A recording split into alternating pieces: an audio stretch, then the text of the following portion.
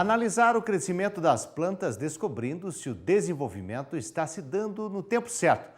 Isso é dendrocronologia, tema de hoje na nossa capacitação tecnológica do Bioma Cerrado.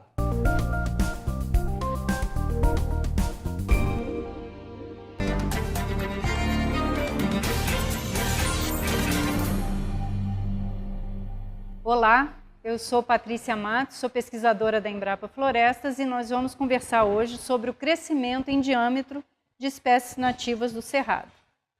Então hoje nós vamos falar sobre a importância de se conhecer o crescimento de espécies arbóreas, vamos ver o que é a dendrocronologia e a importância dessa ferramenta para recuperar as informações de crescimento, qual a metodologia mais passo a passo de que nós usamos para trabalhos com essa técnica e vamos apresentar exemplos de espécies do Cerrado, do crescimento de espécies do Cerrado recuperadas por dendrocronologia. A sucupira preta, o paratudo e o pau-terra mirim.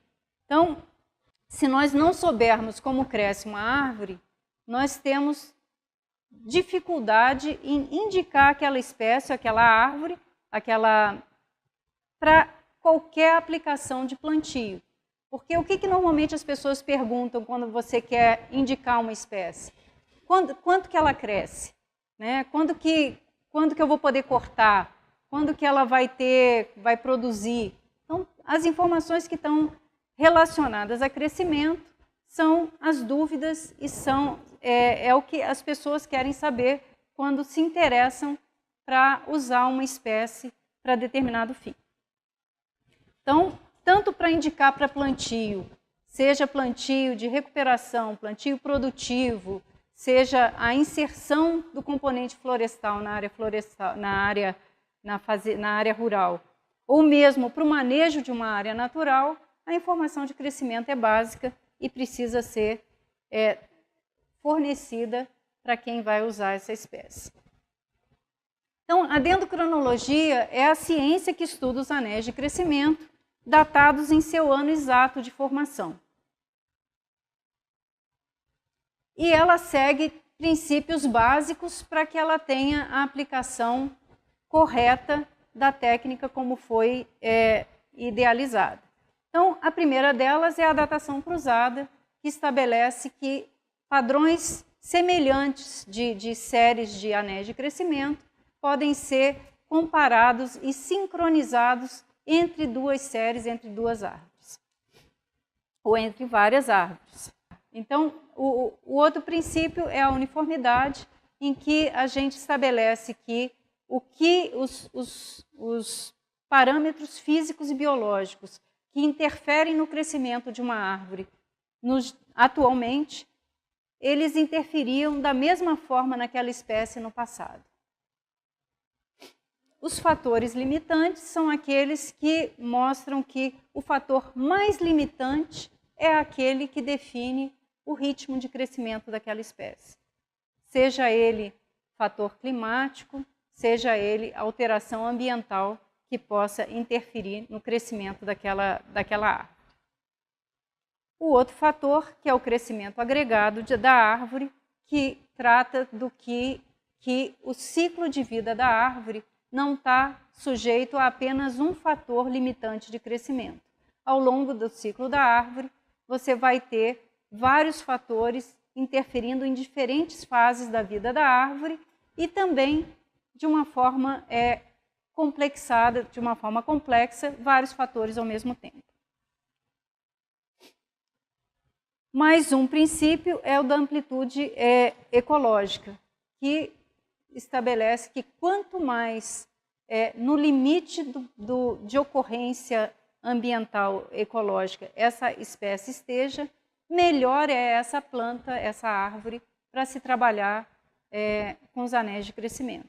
Mais sensíveis, a gente diz que os anéis são mais sensíveis às variações, às oscilações do que for a característica climática que esteja interferindo no crescimento daquela árvore. A seleção do local de coleta, que estabelece que o local de coleta tem que ser muito bem definido em função do objetivo do estudo, né? Tem que ser trabalhado e tem que ser selecionado em função do objetivo que se quer trabalhar, do resultado que se quer obter, e, por fim, a replicação, que é aquele princípio que indica que as particularidades de sinais nos anéis de crescimento para uma determinada árvore, sejam só dela, devem ser excluídos e não se trabalhar como uma média, entrando na média do crescimento, do padrão de crescimento daquela espécie naquele local. Então, o que for particular de uma árvore, esse não é considerado como um padrão dendrocronológico. Então, mais uma vez, relembrando que é muito importante selecionar a espécie e o local de coleta de acordo com o objetivo de estudo. Nessa aula, nós vamos ver com mais detalhes a parte da coleta das amostras.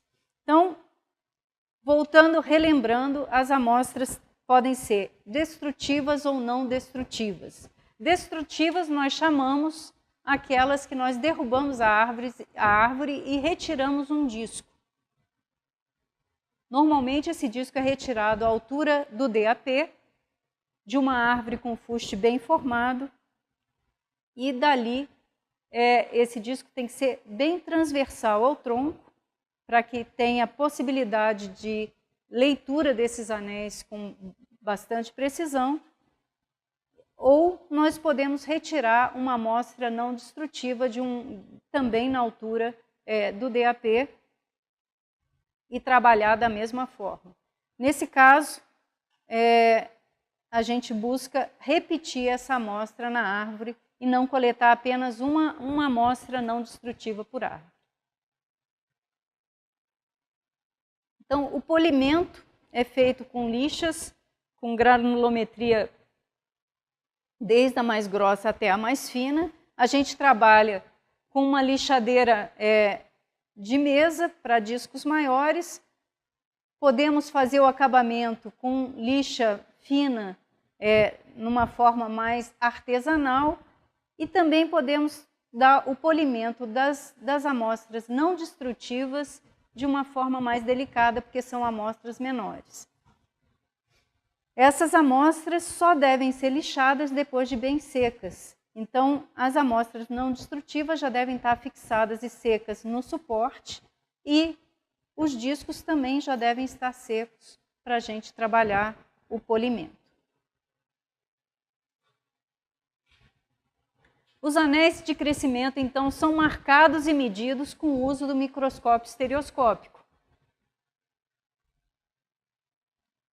Tanto o disco quanto as baguetas. Lembrando que as baguetas, as amostras não destrutivas, elas estão representando raios da árvore que foi amostrada, que ela é retirada na altura do DAP.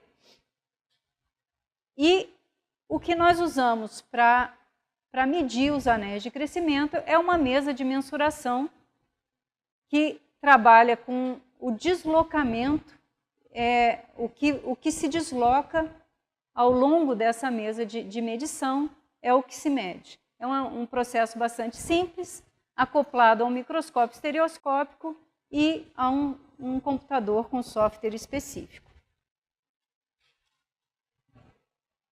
Então, novamente, a orientação. O que é importante? Importante é conferir os anéis marcados, né? Mais de uma pessoa garantir que aqueles anéis estão marcados no local correto e não são falsos, nem está faltando anel. E depois proceder à datação cruzada, porque é uma técnica essencial para a confirmação do ano de formação desses anéis. Então, vamos ver um exemplo do que é a datação cruzada. Nós temos aqui duas séries de medições em que a gente percebe que está deslocado do que seria uma sequência, uma sincronização de grandes anéis com pequenos anéis, de anéis largos e estreitos. Já vou passar direto para a resposta. Então, aqui no caso, o que foi necessário fazer? Nós percebemos, primeiro, que ele estava deslocado. Então, vamos voltar e ver novamente aqui. Então, a gente percebe que esse pico está deslocado desse aqui, mas tem alguma coisa que não está batendo. Então, quando nós ajustamos com um anel faltando nessa bagueta, isso aqui eram amostras não destrutivas, e mais um anel faltando aqui, com o deslocamento da série 1, nós temos aí sim a sincronização desses anéis. Simples assim. Então, é difícil no início, parece que foi um jogo numa planilha eletrônica, mas não é. Isso aqui é a experiência mostrando a observação da sincronização desses anéis, que é a datação visual que a gente faz como uma etapa preliminar da datação dessas séries de crescimento. Então, aqui no caso, nós tivemos 2 anéis que faltaram numa das séries e 2 anéis que faltaram na série 1, no final do crescimento. Isso pode acontecer com frequência? Pode. Quando a gente tem um disco muito excêntrico, ou a gente tem uma árvore que perdeu um lado de galhos num período da vida, esse crescimento muito estreito ou a falta do anel em alguma área do tronco é comum, não é raro. Então, a gente tem que estar sempre muito alerta a datar corretamente para que a gente não tenha uma estimativa da idade daquela camada de forma equivocada. Aqui só por curiosidade, mostrando que na sequência, depois que a gente faz essa datação visual, a gente não para por aí. A gente trabalha todas as séries que nós medimos num programa de acesso livre, que é o programa COFESHA. Foi estabelecido para a datação de séries de crescimento, em que a gente consegue estabelecer a correlação entre as séries medidas. Então, nesse exemplo, a gente tem uma correlação aceitável. O limite de corte da correlação, nesse caso, é 0,249 e nós chegamos a 0,547. Então, o software indicou que as séries trabalhadas nessa rodada estavam com a datação aceita. Tá? Então, primeiro a gente trabalha a parte visual e depois a gente trabalha a aplicação do software para ter a segurança de que as séries estão datadas. Esse software, ele gera uma série mestre. Essa série mestre, aí sim pode ser utilizada porque ela tem os indicativos, tem a sequência dos padrões de crescimento daquelas árvores que foram trabalhadas. Esse padrão pode ser comparado com séries de outros locais ou de outras espécies, e é assim que a gente faz o comparativo da datação entre árvores, entre espécies e entre regiões.